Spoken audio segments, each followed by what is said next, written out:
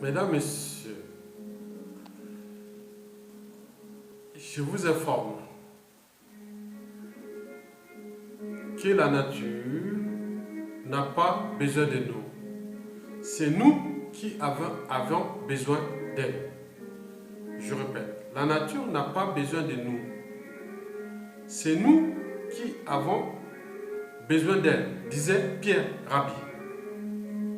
Mesdames, Messieurs, la nature, c'est comme l'oxygène. Il n'a pas besoin de nous. C'est nous qui avons besoin de lui pour respirer. L'eau, c'est pareil. Elle n'a pas besoin de nous. C'est nous qui avons besoin d'elle pour respirer. Mesdames, Messieurs, la nature n'est pas fragilisée. C'est l'homme qui se fragilise lui-même en détruisant la nature. Alors, pour protéger l'homme, protégeons la nature d'abord. Mesdames, Messieurs, le biomimétisme et société est une nouvelle définition d'innovation du présent, du futur, tout en protégeant l'humain et les écosystèmes naturels. Mesdames, Messieurs, dans l'ère nature humaine, les acteurs politiques, par exemple africains, dénient souvent l'intérêt général. Alors, peuvent-ils réaliser des écosystèmes augmentés, les perfectionner et les entretenir pendant des années? C'est la question que je me pose. Il est sûr et certain qu'ils attendraient la mort ou à des pas de la mort pour y penser. Mesdames, Messieurs, je vous repose une autre question qui est plus essentielle pour moi ou plus dynamique pour moi. Vous savez bien comme moi que le modèle économique basé sur la croissance économique est fini. Je peux vous l'expliquer. Face à des pressions socio-économiques, entreprises, productivité, profit, entreprise, emploi, pouvoir d'achat, consommation, surconsommation, bien-être, déclassement et décrochage social, etc., qui changent sans cesse. Et tout cela avec un cahier de charges qui est extrêmement draconien. Puisqu'on a des matières premières qui sont limitées et finies sur la planète Terre. On s'est dit que face à des contraintes liées à la survie de l'homme sur Terre et du développement durable, que j'appelle d'abord le développement soutenable, il n'y a pas de meilleure source d'inspiration que le vivant ou la nature. Ainsi pensez, pourquoi et comment le biomimétisme, c'est-à-dire l'art de copier la nature, peut-il être applicable à toute forme et mécanisme d'économie, de société, de civilisation et de démocratie nouvelle à l'échelle planétaire. Mesdames, Messieurs, le modèle économique des sociétés occidentales est fini.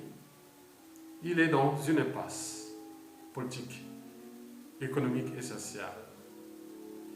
Il subsiste pour l'instant sous perfusion grâce au maintien par des intelligences de ces sociétés occidentales, des pouvoirs anticonstitutionnels, antisociaux à travers le monde. Mesdames, Messieurs, je vous rappelle que pour innover le présent et le futur, il faut d'abord protéger l'homme et la nature. Donc je vous invite à réinventer la démocratie, le développement soutenable et les enjeux de l'humanité sur différentes échelles sociétales et naturelles. Mesdames, Messieurs, les besoins de consommation ou de surconsommation sont illimités et les ressources naturelles limitées.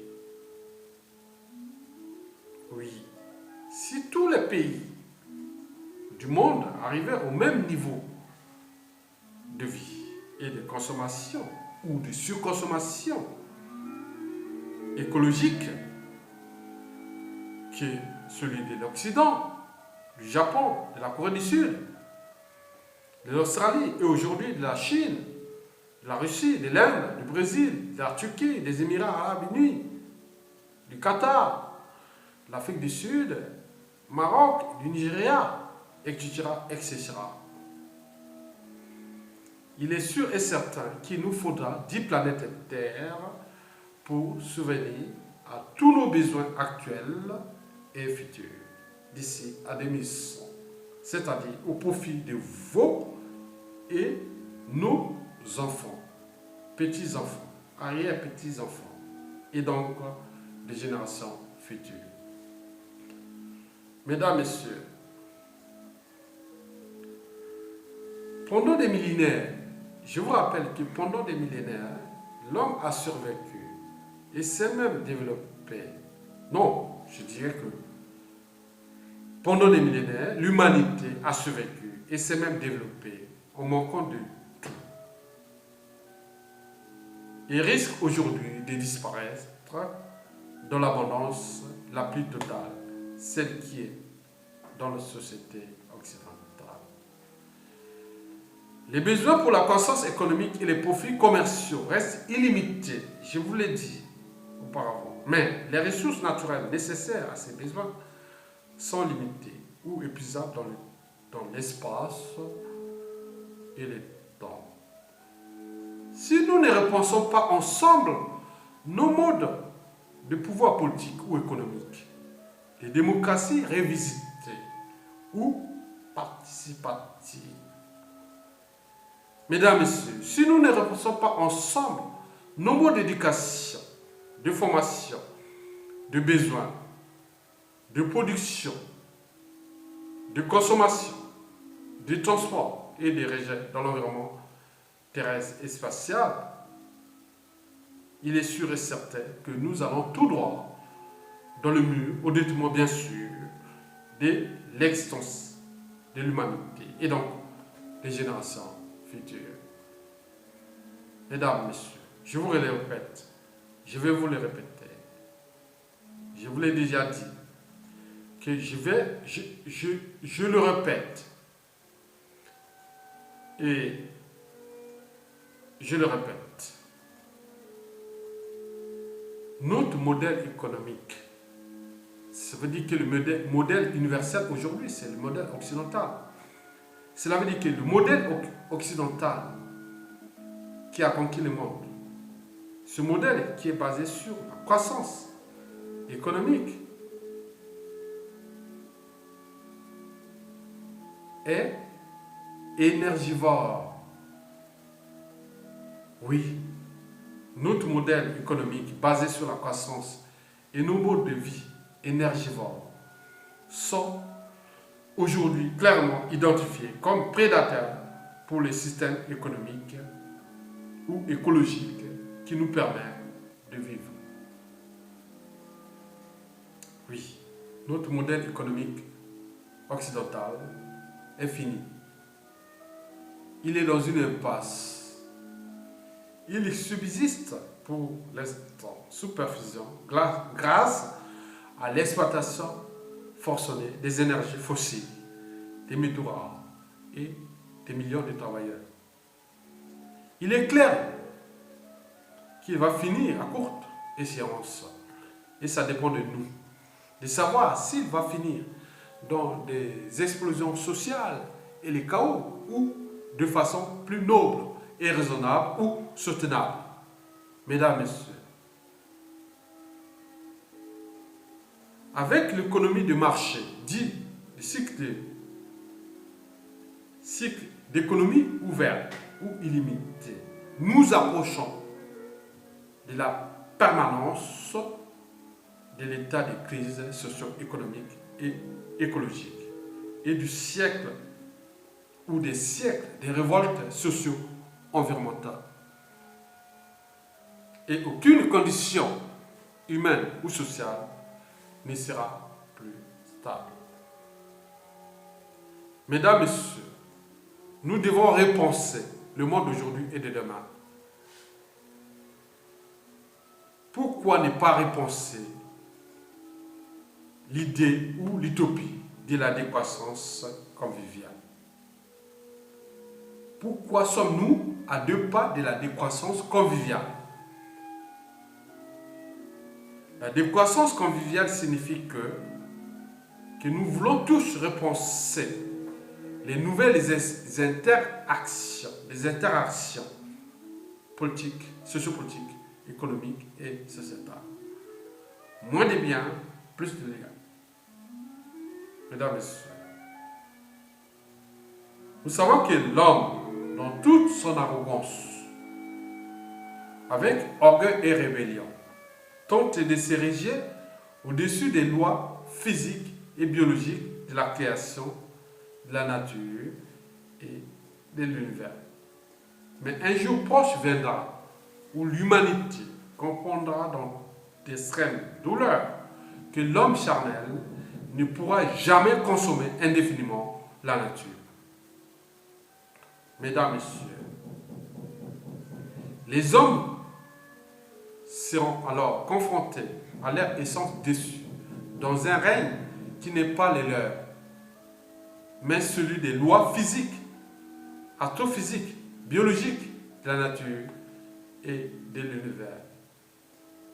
Je vous informe qu'en 2007, par exemple, les ressources disponibles de la Terre s'élevaient à 12 milliards d'hectares globaux, soit une moyenne de 1,8 hectares global par habitant. Alors que l'empreinte écologique de l'humanité devient le problème de sa survie sur Terre, les ressources consommées s'élevaient à 18 milliards d'hectares globaux, c'est-à-dire poids par habitant.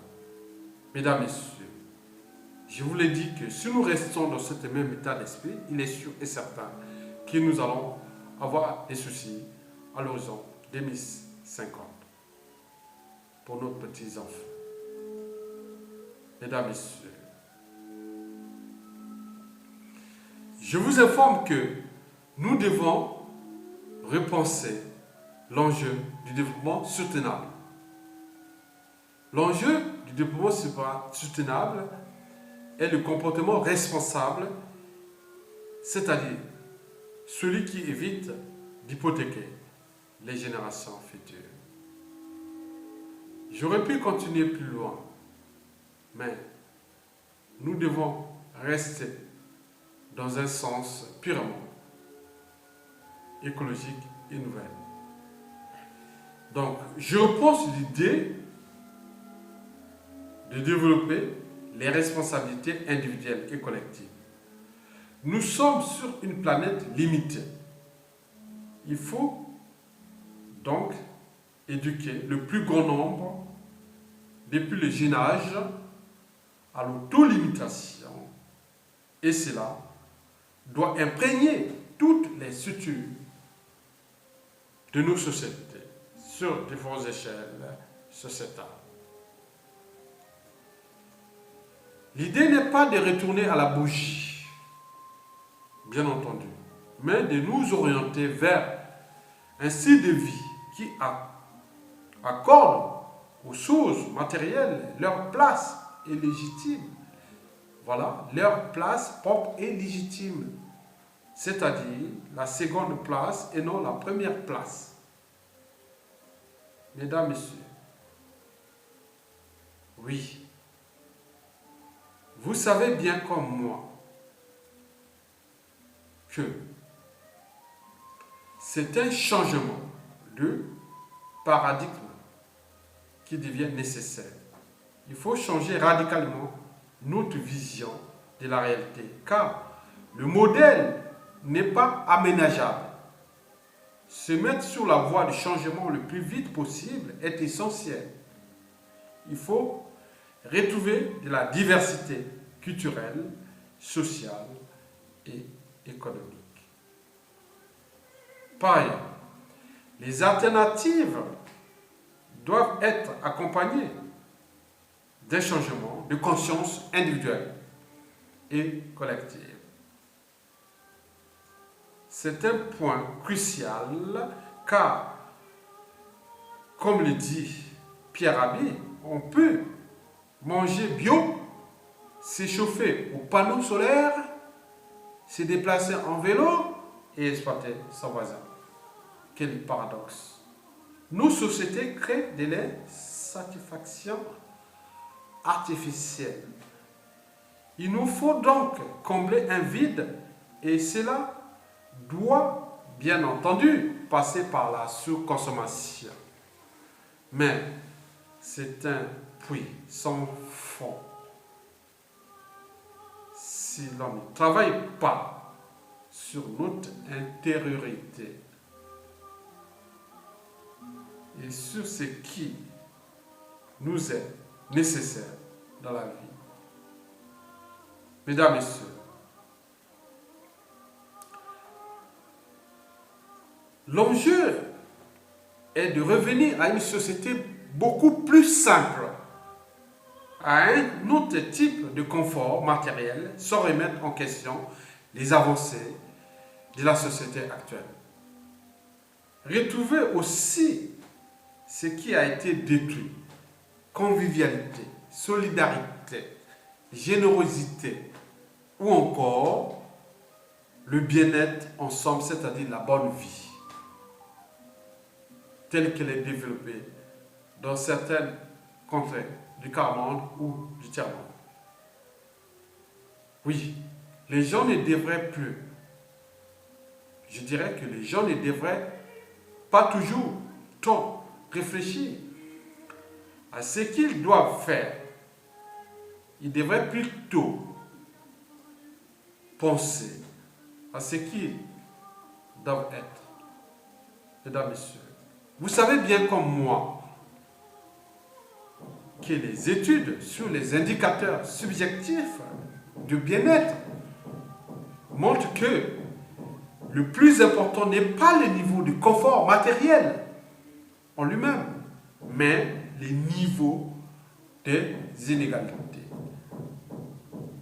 Plus les inégalités sont fortes, plus le sentiment de mal-être sera fort. On est bien d'accord? Mesdames, Messieurs, aller vers des sociétés matériellement frugales, écologiquement et économiquement soutenables, cela ne veut pas dire revenir à la bougie, bien au contraire. Et nous, on est là pour favoriser l'enjeu de l'éducation qui jouera un rôle crucial en profondeur sur les méthodes d'enseignement d'aujourd'hui et de demain. Des nouveaux concepts d'éducation, des mots de pensée, des courants de pensée universels et sociétaux. Ces concepts et mouvements sont une invitation à aller plus loin dans les questionnements et à ouvrir des possibles pour sentir de la croissance et rentrer plutôt dans la décroissance conviviale, c'est-à-dire plus de liens et moins de biens. Mesdames, Messieurs, de nombreuses personnes ne se définissent pas comme décroissants, mais partagent un certain nombre de valeurs et tentent dans leur quotidien d'avoir un autre rapport à la consommation, au travail, au rythme de vie. Je vous rappelle, moins de biens, plus de liens. Mesdames, Messieurs, cela commence par se changer soi-même. Le dilemme actuel est que ces processus demandent du temps et que nous en avons de moins en moins. Mesdames et messieurs, la société de demain est celle que nous devons ensemble redynamiser d'abord dans le sens de l'éducation, de la diversité culturelle et sociétale. Oui, j'espère que cette pensée qui intègre ce que j'appelle déjà les libertés circulaires, l'économie circulaire, la démocratie circulaire, etc. Si je reviens à l'économie circulaire est pour moi une forme nouvelle, éducative, civique, de la consommation responsable pour le développement de l'éco-citoyenneté circulaire et le renforcement des sociétés libres, éduquées et civilisées, et plus que jamais démocratiques. Mesdames, Messieurs, j'espère que, avec votre concours et philosophie de l'universalisme, de l'économie circulaire, à l'échelle planétaire, nous pourrons repenser le monde de demain aux intérêts supérieurs de vos petits petits-enfants. N'allons pas détruire l'humanité pour les questions de conneries. Quand je vois la France qui soutient cette oligarchie politique française, qui soutient un dictateur qui est à bout de souffle, alors que le Congo, 30% de la population congolaise de l'extérieur en France est métissée et que le monde de demain est notre monde. De ça, on se dit quelle connerie. Oui, bien sûr qu'on est toujours con de soi-même ou de quelqu'un d'autre. Je vous l'ai déjà dit dans d'autres articles, et pourquoi la connerie humaine est génétiquement transmissible. Parce que la mère de corps est toujours enceinte. Oui, la connerie humaine est génétiquement transmissible parce que la mère de corps est toujours enceinte. Donc c'est lié au chromosome X. Est-ce que nous allons penser d'autres modèles de sociétés augmentées dans l'idée de la civilisation augmentée, du transhumanisme ou du posthumanisme? Mesdames, Messieurs, je vous remercie.